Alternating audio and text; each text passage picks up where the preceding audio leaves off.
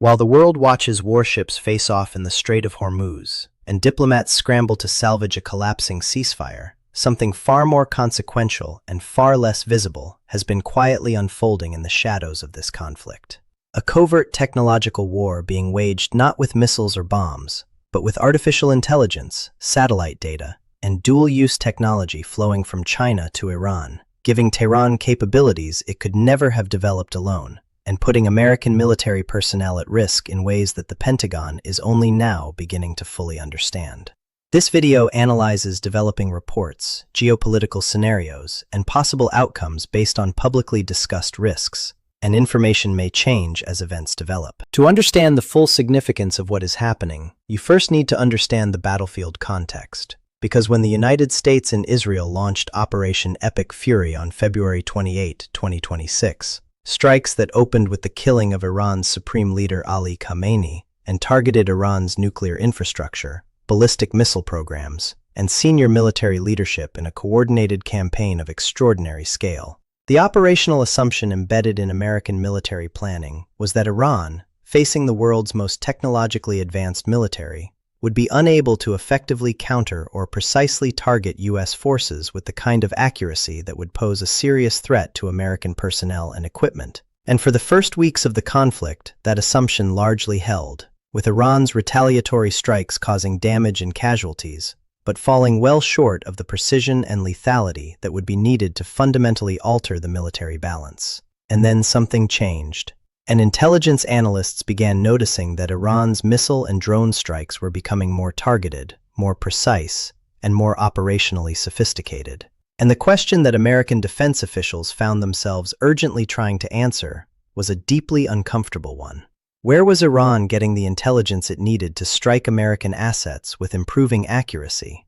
And who was providing the technological edge that was making it possible? The answer that emerged from weeks of intelligence assessment pointed directly and uncomfortably toward Beijing, and specifically toward a network of Chinese technology companies operating at the intersection of artificial intelligence, commercial satellite imagery, and China's civil-military fusion strategy. A strategy under which private technology firms receive government funding, maintain certifications linked to the People's Liberation Army, and are expected to serve broader national strategic objectives, even while publicly describing themselves as purely commercial enterprises. The most prominent of these firms to come to public attention is MiserVision, a geospatial artificial intelligence startup based in Hangzhou, China, founded in 2021. Which holds a Chinese National Military Standards Certificate and has been cataloging activity at American military bases across the Middle East since the very first day of the Iran conflict, publishing high-resolution satellite imagery on open-source platforms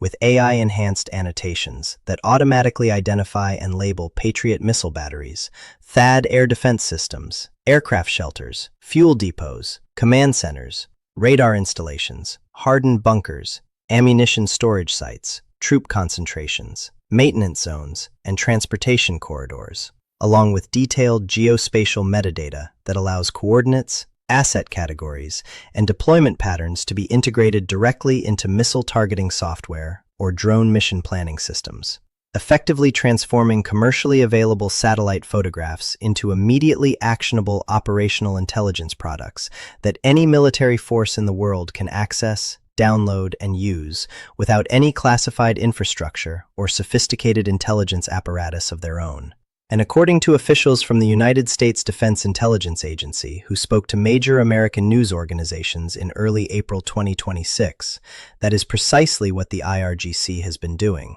with DIA officials assessing that Iran's Revolutionary Guards are actively exploiting MiserVision's datasets to refine missile and drone strike planning and to prioritize high-value targets with significantly greater precision and operational confidence than they could achieve through their own indigenous reconnaissance capabilities. And a DIA official was quoted warning that the activity represented a Chinese company believed to be acting maliciously and providing intelligence on an open-source platform that was directly increasing the risks confronting American personnel and allied military installations across the region. The extraordinary implication of this assessment is that modern battlefield intelligence can now be generated, distributed, and weaponized globally without any government-to-government transfer without any classified satellite system, and without the kind of direct state involvement that would trigger clear legal and diplomatic consequences. Instead, exploiting a gray zone between commercial activity and military support that is extraordinarily difficult to counter through traditional sanctions or diplomatic pressure.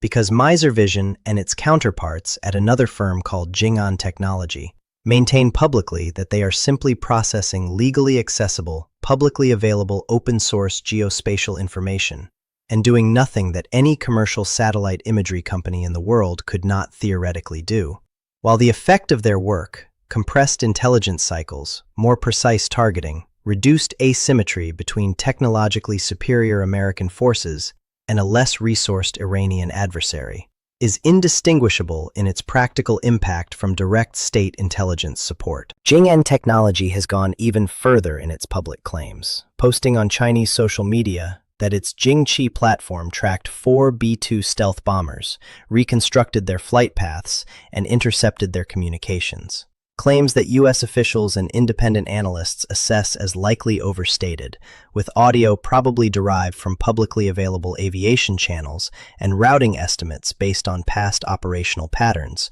rather than genuine interception of classified communications. But even if significantly exaggerated, these claims illuminate a critical and deeply unsettling strategic shift. Because what China's technology sector is demonstrating through this conflict is not that it has penetrated classified American systems, but that it can extract startlingly actionable intelligence from the vast ocean of open-source data that modern military operations inevitably generate. Satellite imagery, flight tracking data, maritime shipping information, commercial aviation transponders, and that artificial intelligence tools can now synthesize and analyze that data fast enough to compress the traditional intelligence-to-strike cycle from days into potentially minutes, fundamentally challenging American assumptions about the protection afforded by operational security in a world saturated with commercial sensors and AI analytical capability. The implications for American military operations extend well beyond the current conflict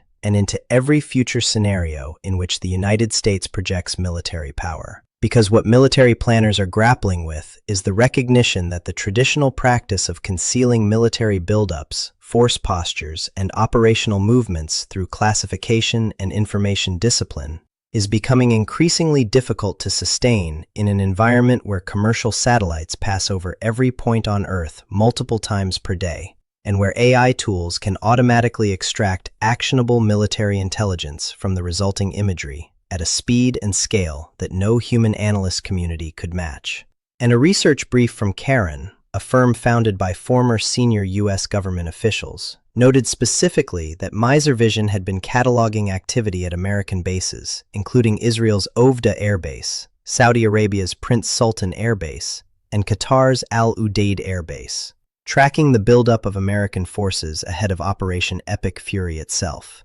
meaning that China's AI satellite mapping capability may have provided the Iranian military with advance warning of the scale and direction of American strike preparations before the first bomb had even been dropped. The China dimension of this intelligence story becomes even more consequential when placed alongside the parallel track of direct material support that American officials and independent analysts have documented since the war began. Because while the geospatial intelligence story involves a layer of plausible deniability built on the commercial nature of the companies involved, the material support story is considerably more direct and harder to explain away. With 5 ships owned by the sanctioned Islamic Republic of Iran shipping line, documented by shipping trackers as having delivered what is assessed to be sodium perchlorate, a key precursor chemical for solid rocket fuel used in Iran's ballistic missile program, to Iranian ports, with analysts at the Institute for the Study of War noting that the quantity of material involved is sufficient to fuel a significant number of additional short-range missiles,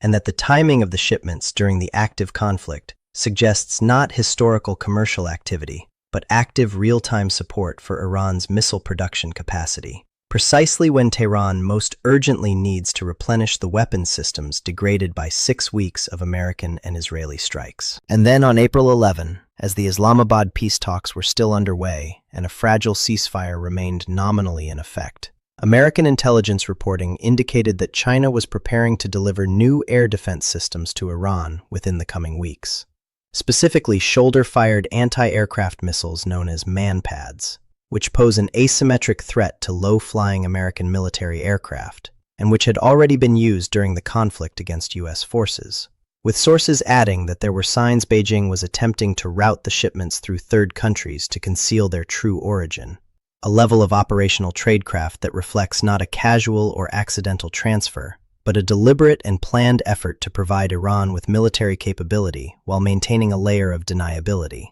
And the timing of this reported shipment is critically important because it would mean China was using the ceasefire period not to encourage de-escalation, but to help Iran rebuild and enhance the military capabilities that 6 weeks of American strikes had degraded, effectively using the pause in hostilities as a resupply window that would leave Iran better armed at the start of any resumed conflict than it was before the ceasefire began. Trump's response to these reports was immediate and direct, warning that if China does that, China is going to have big problems, and separately threatening a 50% tariff on all goods from any country found supplying military weapons to Iran. A threat that landed against a backdrop of extraordinary complexity because the planned U.S.-China summit in Beijing on May 14 and 15 represents arguably the most important diplomatic meeting between Washington and Beijing in years, creating a strategic dilemma in which the administration must balance the imperative of deterring Chinese arms transfers to Iran against the broader strategic interest of maintaining a functional relationship with Beijing across the full range of issues: Taiwan, trade, technology competition, and the architecture of the international order that define the U.S.-China relationship. And analysts at the Atlantic Council noted that Trump was unlikely to follow through immediately on tariff threats because doing so would risk derailing that summit at precisely the moment when direct dialogue between the world's two most powerful nations is most urgently needed. From a geopolitical analysis perspective, what is perhaps most striking about China's approach to this conflict is the sophistication and multi-layered nature of the strategy it reflects. Because Beijing has simultaneously maintained the posture of a responsible neutral mediator calling for peace and a ceasefire, played a decisive role in convincing Iran to accept the Pakistan-brokered 2-week ceasefire when the alternative was a devastating resumption of American strikes on Iranian infrastructure, engaged in extensive diplomatic outreach with China's Foreign Minister Wang Yi, making 26 phone calls with parties on all sides of the conflict, issued a 5-point peace plan jointly with Pakistan, and yet at the same time has reportedly been providing Iran with geospatial intelligence tools, missile fuel precursors, and possibly man-portable air defense systems, pursuing a strategy that positions China as the world's responsible peacemaker in public, while quietly sustaining Tehran's military capacity in private. And analysts have noted that this dual-track approach reflects a deeper strategic calculation in which China perceives the Iran conflict as simultaneously an opportunity and a risk. An opportunity because every week the United States is consumed by the Middle East is a week China can consolidate its position in the Indo-Pacific, advance its military modernization, and expand its influence in the global South without facing the full weight of American strategic attention. And a risk because a complete Iranian military collapse or a U.S.-aligned government in Tehran would eliminate a critical component of China's energy security architecture and undermine the broader multipolar order that Beijing has been working to construct as an alternative to American-led global institutions. The live conflict laboratory dimension of China's involvement deserves particular analytical attention, because beyond the immediate tactical benefits of helping Iran target American forces more precisely, what China's technology sector is gaining from the Iran war is something potentially far more valuable: real-world performance data on American military systems, tactics, and capabilities that no exercise or simulation could provide, with Chinese AI firms analyzing how American carrier strike groups maneuver under threat, how stealth aircraft are deployed and at what tempo, how missile defense batteries are positioned and how they perform against saturation attacks, how logistics chains are organized and where their vulnerabilities lie, and how American operational security practices attempt to conceal force posture in a commercially surveilled environment. generating insights that will directly inform the People's Liberation Army's planning for potential future high-intensity conflict scenarios in the Taiwan Strait and the broader Indo-Pacific. Meaning that China is not merely a passive observer of the Iran war, but an active intelligence collector using the conflict as a live testing ground for the AI warfare capabilities and targeting systems it is developing for scenarios far closer to its own strategic interests. Honestly assessing where all of this leads requires confronting several competing scenarios, each of which carries fundamentally different implications for American security and the future trajectory of the US-China relationship. And the first and perhaps most important question is whether the Chinese government is directly orchestrating the activities of Mizar Vision, Jing'an Technology, and the other firms involved, or whether these represent cases of civil-military fusion operating at arm's length in ways that give Beijing plausible deniability while delivering strategic benefit. Because the answer to that question determines whether the appropriate American response is diplomatic pressure on Beijing specifically, broader sanctions on the Chinese technology sector, or a fundamental reassessment of commercial satellite data access and open-source intelligence exploitation that would have implications far beyond the China-Iran relationship. And the honest answer based on publicly available evidence is that it does not conclusively resolve that question, with U.S. intelligence officials assessed as believing the activities are at minimum tolerated and at maximum actively directed by the Chinese state, while Beijing consistently and categorically denies any government direction of the commercial activities of private technology firms. The second critical question concerns the potential consequences if the reported Manpads shipment to Iran is confirmed, because direct government-to-government transfer of weapons systems to a party in active conflict with the United States would represent a qualitatively different level of involvement than the ambiguous dual-use technology and commercial intelligence activities documented to date. And analysts across the political spectrum have warned that confirmed Chinese weapons transfers to Iran would trigger an American response that could escalate the US-China confrontation to dimensions that would make the current trade tensions look modest by comparison, raising the question of whether Beijing's leadership has concluded that the strategic benefits of arming Iran outweigh the costs of the American response, or whether the reported shipment reflects a decision by elements of the Chinese security apparatus operating below the level of full political authorization. A scenario that would be concerning in different ways, because it would suggest a level of institutional complexity and potential miscalculation within the Chinese system that could produce unintended escalatory outcomes. The third and perhaps most consequential long-term implication of what China's technology firms are demonstrating in the Iran conflict is the transformation it reveals in the nature of military intelligence and its accessibility to state and non-state actors across the globe.